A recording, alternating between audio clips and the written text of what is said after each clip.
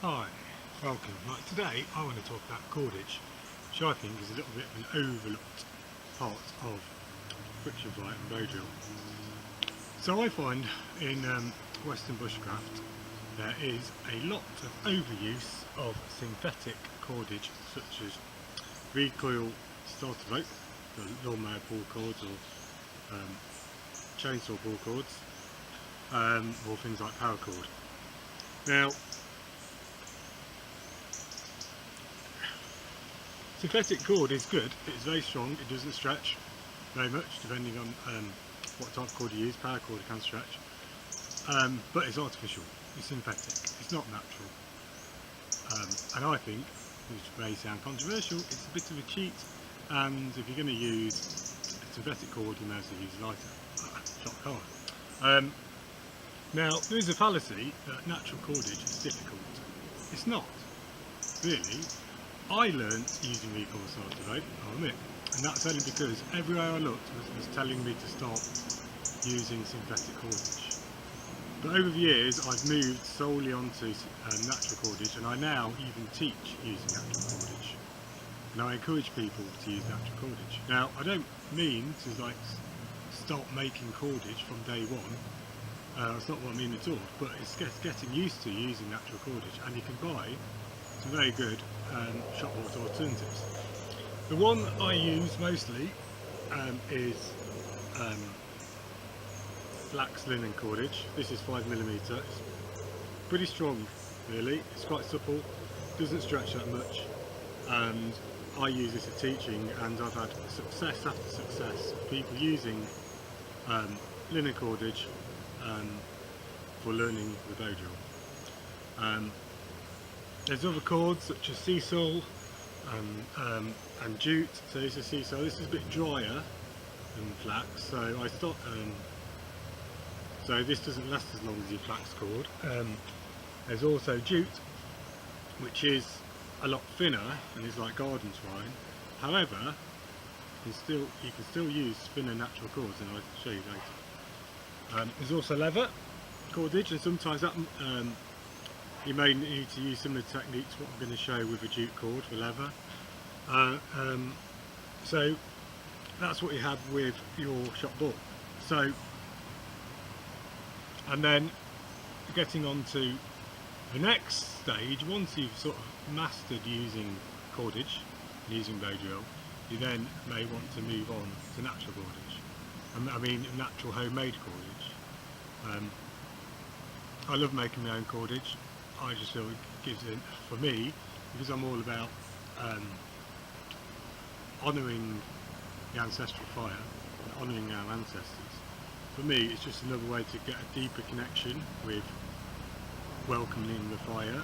You're having to use your hands, you're having to go out into nature, collect materials, harvest materials, process materials, and then make a cordage from those materials. So at an extra level, it takes more time. It takes more time to get your kit together. It's not just a rush, it's not just another technique, but it's becoming more of a practice. So with homemade cordage, you can use plant fibres such as lime bast, which is that's from lime bark. You can also use willow bark. You can use nettle fibres, lots of other fibres as well, and animal byproducts such as sinew and leather. So this isn't a big in-depth discussion about natural cordage today. It's just a little video about that there are alternatives to synthetic cord. And also today there's plastic everywhere. You can't get away from it, especially in bushcraft. I find plastic handle knives, plastic tarps, plastic.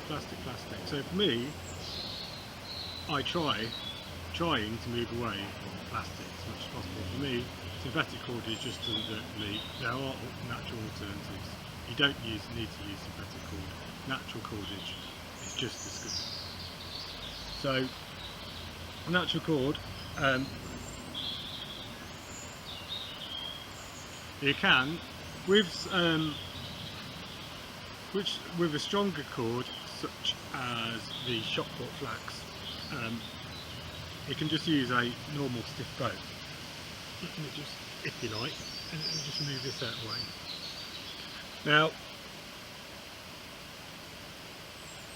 with flax sword, this doesn't fray too much or stretch too much, which is quite good. Some natural cords may fray, stretch, and that's what a lot of people's issues are with natural cordage. With this cord, I don't find it stretches or frays too much. But what I do, natural cord, I tend to use more than one twist. With all cord I use at least 2 twists.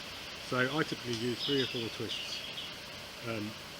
So the cord's got more grip on the spindle. So with this cordage, it's pretty thick, it's pretty strong. I can just use it the same way as I would use any other cordage. So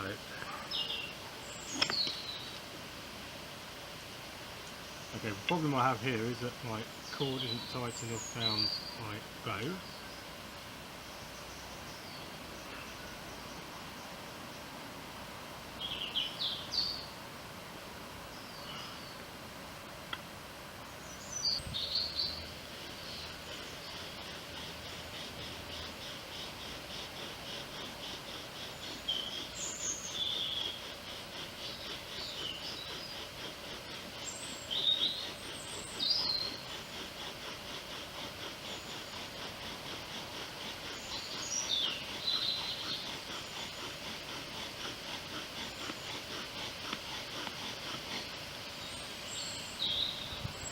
So that's the natural cordage, and you can see without that much effort we have an ember. Yep. So this is with a stiff bow and with flax cordage. So using the same half board and spindle.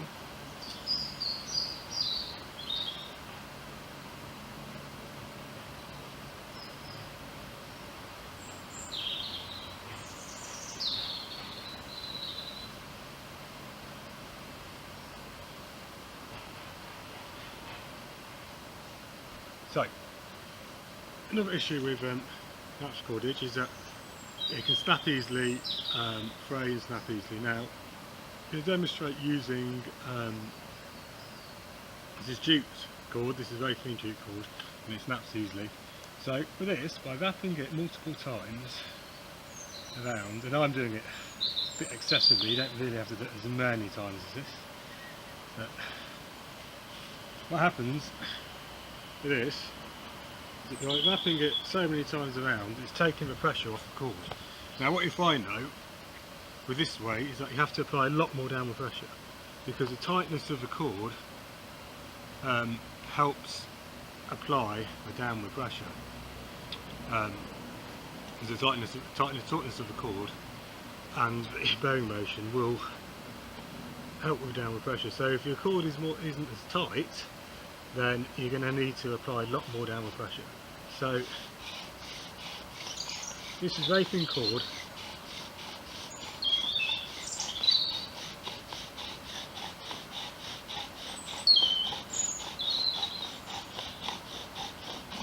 You can see the cord is quite slack.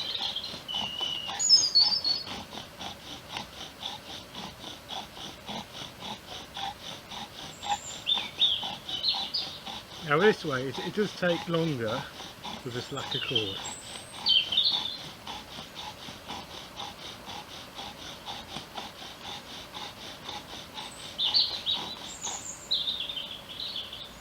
But again, with very thin natural cord, we have an ember.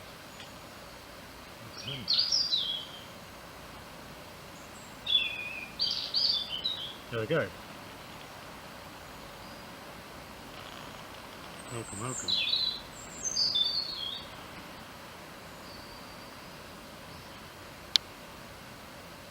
So then lastly, what I'm going to demonstrate is nettle cordage. This is homemade nettle cordage.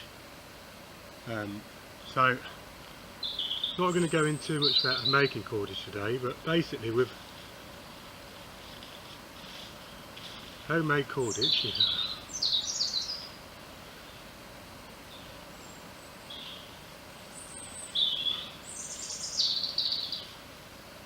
So, simple homemade cordage. So this, I'm using nettle fibres. Basically what you do, you twist your fibres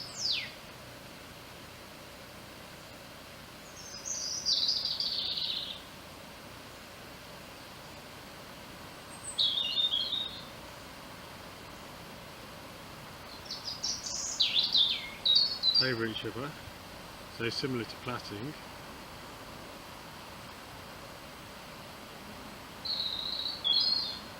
To make a cord. So keep twisting and twisting and twisting your fibres over to make cordage. So this is homemade nettle cordage. Now, so another thing about, especially with homemade cordage, it can be not as strong, it can easily fray and stretch. Where I find with my own made cordage it can stretch a lot. Now, when you've spent a lot of time making your own cordage, you don't want it to snap straight away. So what you can do here, another thing which helps here, as well as doing multiple twists, you can use a flexible bow. So what you do,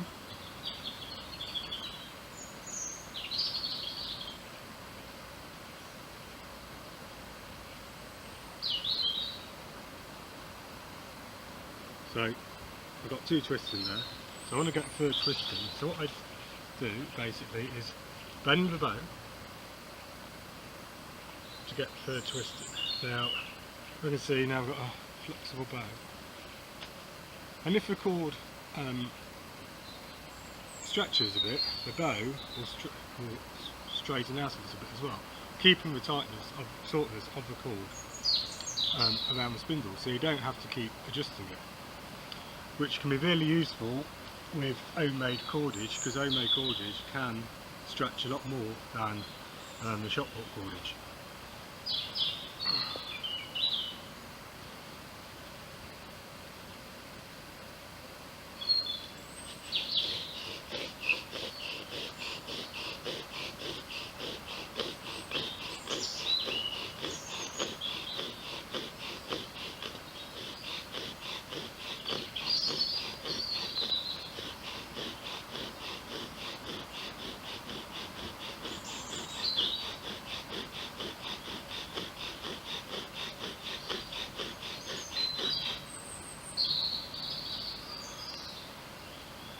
So here we go, our third ember, using natural cordage, and this time this was made in my own homemade nettle cordage.